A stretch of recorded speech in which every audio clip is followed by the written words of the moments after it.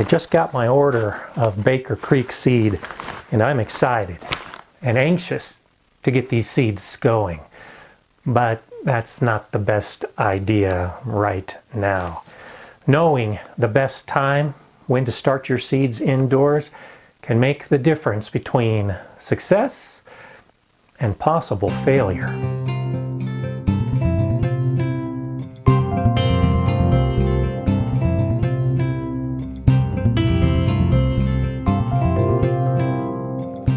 Hi, I'm Gardener Scott, and today is the day that I determine my planting calendar for seeds both indoors and outdoors.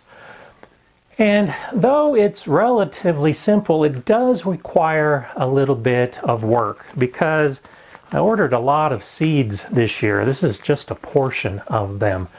And knowing when to put these seeds in soil really does make a difference. You can't start everything at the same time. The seed packet gives a lot of information, but for example, here's a pepper, and it tells me to start indoors 8 to 12 weeks before the last frost date. Here's a different pepper. It says to start seeds indoors 8 to 10 weeks before the last frost date. Here's a broccoli. It says sow very early indoors or direct seed outdoors 2 to 4 weeks ahead of the last frost date. Here's a tomato that says start indoors 6 to 10 weeks before the last frost date. You can already see that I'm not going to be able to start my seeds all at the same time on the same day. And it's dependent on the last frost date. If you don't understand the last frost date, you can check out this video where I explain just exactly what that means. I'll be using May 15th as my last frost date. And I'll show you exactly how that ties in with the starting of all of these seeds. To begin, let's quickly discuss why we're starting seeds indoors. And then that will tie into the when we start seeds indoors. The why is simply to get a head start on the growing season. Depending on where you garden, your season might not be long enough to put a pepper seed in the ground and let it reach maturity and harvest. The same with tomatoes. I don't have a long enough growing season. So the only way I can get peppers and tomatoes is to put a plant in the ground shortly after that last frost date. I can't put a seed. But I can save a lot of money by buying the seeds and starting them indoors to create those plants that I will end up putting outside. And so what kind of plants lend themselves best to starting indoors? Well, typically it's the warm season plants. It's those plants that can't handle any cold conditions close to freezing, like the peppers and the tomatoes, and even squash and pumpkins. Those plants that need warm weather and that often need a long growing season are typically the kind of plants that you'll be starting indoors. The cool season plants, the lettuce, the kale, the broccoli, those you could go either way. Most often, like I read from the broccoli package, you can start those seeds outdoors, even when it's cold, before the last frost date. But you might be able to get the same type of head start if you start them indoors. And I'll be doing some of that with some of those cool season plants. There are also plants that you really shouldn't start ahead of time indoors. Generally speaking, they're the plants that do best when sown outside. Root vegetables, generally speaking, you shouldn't start those indoors. If you start a carrot and then put it outside, it will not grow straight and you won't have success with it. I have started beets inside and they've done okay outside, but they do so well when direct sown in the garden that it's really not necessary, especially when you can do it when it's still cold outside.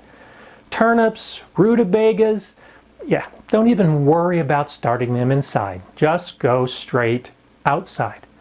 There are also many plants that don't like to be transplanted and generally grow so quickly it's not necessary. Plants like peas and beans are best sown directly in the garden. Now, if you have a very short growing season, yes, you can start them ahead of time and then transplant them. But generally, it's not necessary for most gardeners because they grow so quickly. There are plants like corn. Don't even bother growing those ahead of time as well. Just put them directly into the garden. And so next I'll show you a list of the plants that are most often grown by gardeners in a vegetable garden. And I'll break them into those categories. The ones that you should definitely start indoors, those that you shouldn't start indoors, and then the others where it's totally up to you as to whether you start early or direct sow.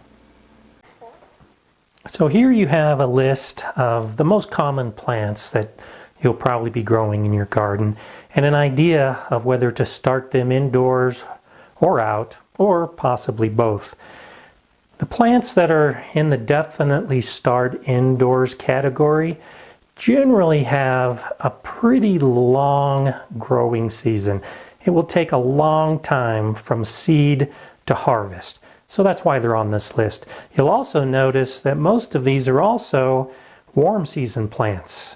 The plants like the eggplant and the ground cherry, which I'll be growing this year, and all the rest down here can't handle any cold at all, and that's why you need to start them indoors. A plant like leek takes a long time to grow to the full size for harvest. It can handle cold weather, but I find it better to start it indoors and then transplant it after it's got a little bit of size to it. These plants, you may notice that there are a lot of cool season plants on this list, which is why you can do it inside or outside. It really comes down to your climate, your hardiness zone, and the length of your growing season. Do you have enough time for onions to grow from seed until you harvest? If you want a bulb, you might want to start the onion inside and then transplant it out when it's the size of a start that you would buy at your nursery or garden center. The plants like the broccoli and the cauliflower, along with the cabbage, take a long time to fully form. So if you can get a head start on the season by doing them indoors, definitely take advantage of that. But if you've got a long growing season, then all of these can be started from seed outside. The same with these down here. A lot of it really depends on the length of your growing season.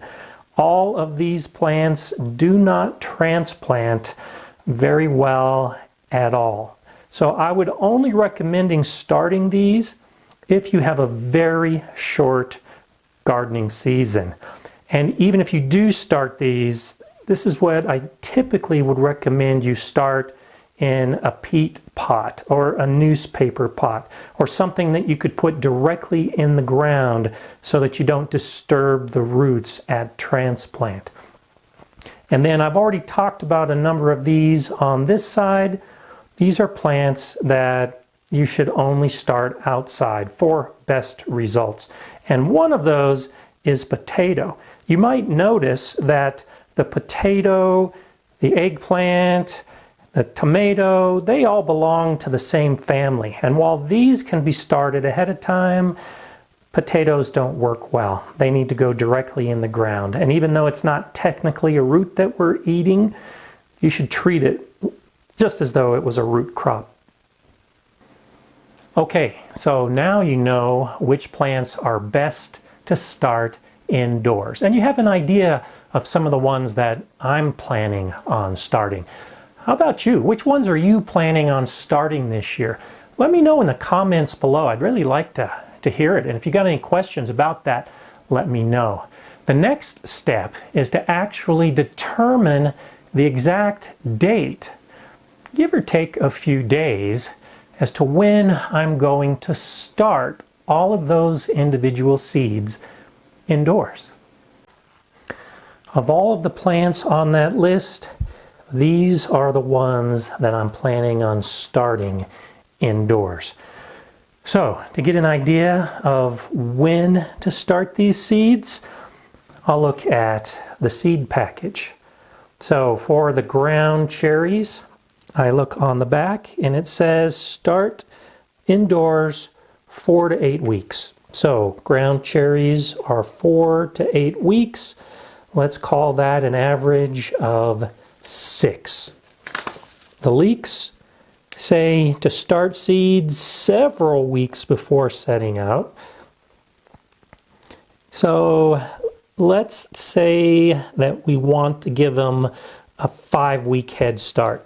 It also says to set the transplants out 2 to 4 weeks before the last spring frost. So if we take our 5-week head start, an average of 3 weeks,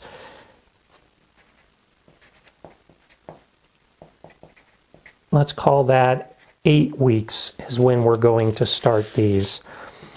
The onions that I'll be starting, it says seed or sow seed indoors in late winter.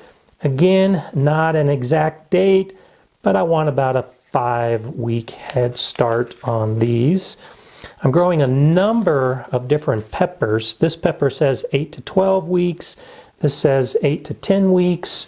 So let's call it an average of 10 weeks. And then I'm also growing a number of different tomatoes, but they all say 6 to 10 weeks. So the tomatoes are 6 to 10 weeks with an average of 8 weeks. I want to grow a lot of basil, and basil is one of those herbs that you can actually start indoors, as it says on the seed package. This says 6 weeks before transplanting to the garden. I want to make sure the soil is very warm, so it's 6 weeks before I put it outside, but for me that will be 4 weeks before the last frost date, because I'll give myself an extra 2 weeks before I actually put them outside. And then gourds weren't on my original list because a lot of gardeners don't grow them, but I want to grow birdhouse gourds and also loofah gourds, and they take a long time to grow. On the back, it doesn't say anything about starting them inside. So these fall into that same category as the cucumbers and the melons and the pumpkins. I'm only going to start these 3 weeks before the last frost date, and I'll also put them outside after the soil is nice and warm. So what do I do with these numbers? Now we'll actually move to the calendar, and these are the numbers that will determine when I set a date for starting these seeds indoors. Now I have my calendar out, and I'm ready to actually write on the calendar the specific date for starting each of those seeds. I've got the 15th of May, my last frost date, starred and circled, and this is the date that I will work back from for all of those seeds. So the closest seed on my list, and here's a reminder, will be the gourd. It's 3 weeks before the last frost date. Then it'll be basil at 4 weeks, onion at 5 weeks, the ground cherry at 6 weeks, the leeks at 8, the tomatoes at 8, and the peppers at 10. So starting from this date, I'll move back 3 weeks for the gourd. So there's 1 week, there's 2 weeks, and there's 3 weeks. So on the 24th of April, I plan to do my gourds. Now I go back to the 4th week. This is when I'm doing my basil. Now I go back to the 5th week. This is when I'm doing my onions. I go back to the 6th week, and this is the ground cherries. I move into the month of March. This is the 7th week. This is the 8th week. So actually on the very first day of spring is when I will start my leeks and my tomatoes. And then moving back 2 more weeks to March 6th, this is when I'll begin my peppers.